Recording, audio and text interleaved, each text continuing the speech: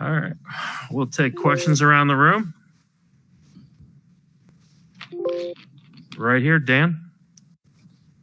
But last night, Giannis said that, he would have no idea how he would feel this morning. He didn't know if he'd swell up or whatever. How did he come out of the game? And kind of when you watched it back, how did he look to you?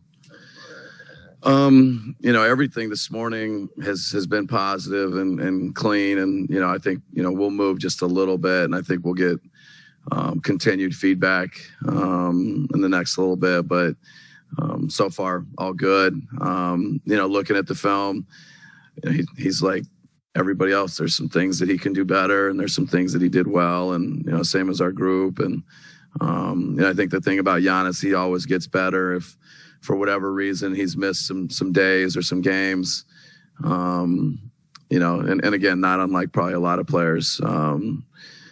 He's going to get better as we go forward. Jeff?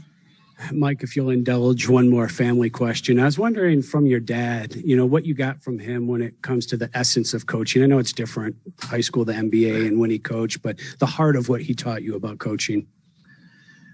Yeah, it's funny. I'll lead with the difference between the NBA and high school. He wants us to press every minute of every game. He doesn't understand why we don't press more. And one of his favorite lines to me was, "You should press as soon as they get off the bus."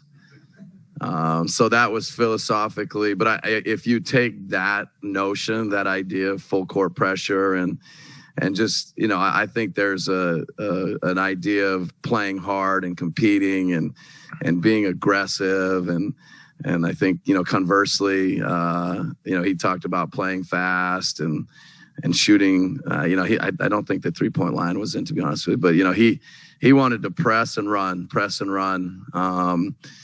So we don't press, but we try and guard and then run. But I think he had a great passion. At the end of the day, he coached with a ton of passion, and I remember it. And hopefully that's what I do. Brian? So will that be like a 1-3-1 press tomorrow, or like a 2-2-1? If he gets me, I don't know what it'll be. He's got some different ones. He draws up and writes the numbers down. It's great. It's a lot of fun. The last couple of games in the East Finals, a lot of people said the same basic thing, like, wow, if Drew plays that way when Giannis comes back, the Bucks are going to be, pretty awesome. It obviously didn't happen last night. Is it just harder than people think to have three guys going at once, or were there things there he missed opportunities to play the way he was playing? Yeah, it's both. I think, in that perfect ideal world, all three guys are hitting and clicking and everything is perfect. But I'm guessing if you look at any team that has, three great players or three, really significant players, I bet a lot of nights it's 2 out of 3 that they're going and playing well. And, so I think different teams, different people have lived that experience. So it's harder than people realize. In the same breath, I do think that we as a group, coaches, players, can help those three guys be aggressive, and all three of them have a mindset to attack and really put kind of their stamp on the game. And the great thing about all three of them is they're really good defenders. They do a lot on that end of the course. I think, sometimes it's underestimated how they impact the game there. But I get it. People are looking at, points and things like that. And, we need to be aggressive, all three of them. Lisa? Coach, any adjustment you're going to do at the defense end, especially guarding Chris Paul at the game 2? We looked at film. There's, you feel like there's things you can get better. There's things that you did that, you liked. And so, we threw a few different looks during the game.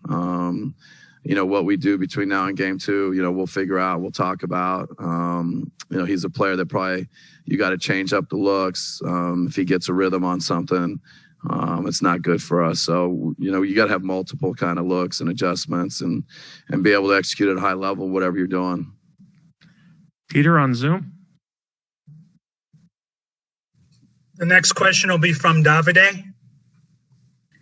Hey, Coach, going back to Giannis, are you surprised that he played? I mean, the injury was pretty scary a week ago, and then he came back and he was almost like Giannis.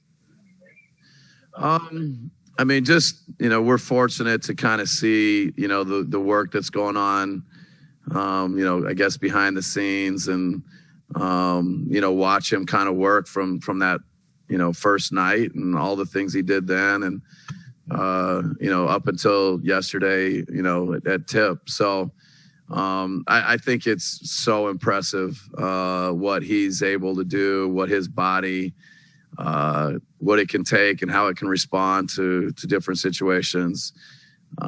He continues to just, impress in every way possible, including being able to play last night.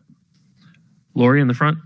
This is a two-part question. It's also personal, but I'm sure you haven't been able to get back to everybody from Holbrook who's reached out to you. But knowing how big basketball is there, what has that support meant to you? And then secondly, and if you had anything to say to them, and then secondly, I wondered how your dad communicates with you. Does he actually text these plays to you or write it down or call you at midnight, or how does that go? Thank you. Yeah. I think, like I've said, every player comes from somewhere, and every coach, and to be from a small town in northern Arizona and have that support, and to feel how I guess supported and proud everybody is, and to be in our home state, it's special. I would be lying or living in a cave if I didn't feel it and see it, and very appreciative of that, love and support. My dad mostly texts. He has to turn it over to mom sometimes to get it right or spell correct and things like that. And the notes, lots of times he's got lots of notes from a long time ago that sometimes he'll bring out and we'll rehash on a yellow pad of paper. So, but now it's mostly text from my mom, from my dad. Peter, back to Zoom. Next question will be from Aris from Cosmo TV. Hello, Coach. Getting back to Giannis, are you still surprised after coaching him so many years from his tenacity and his will to play no matter what's going on with his body? No, I'd like that. He is always pushing. He's always impressing, his teammates, the organization. I think, his colleagues in the league, the people he competes against, there's so much respect for Giannis and what he does. He just continues to impress and push, and he's one of the best. He's one of the greats. Sam, last question here. But I know it's always touchy to hit on the officiating, but pretty big disparity at the line, and Chris in particular. Not a lot of nights when he's going to not go to the line at all. Just how did you see that aspect of last night? You trying to bait me? I'm just no. No, I mean it's a huge part of the game. They have 25 points from the free throw line. We're a team that prides ourselves in defending and being able to be good defensively without fouling. I can't remember the last time a team got 25 free throws in a game against the Bucks. And then conversely, the way Giannis attacks, the way Chris attacks, as many opportunities as Chris has with the ball. It's frustrating, but it's part of the sport. It's part of the game. We got to be better defensively. We got to keep them off the free throw line, and we got to be more aggressive attacking and getting to the free throw line and getting to good offense. Thanks, Coach. Thanks.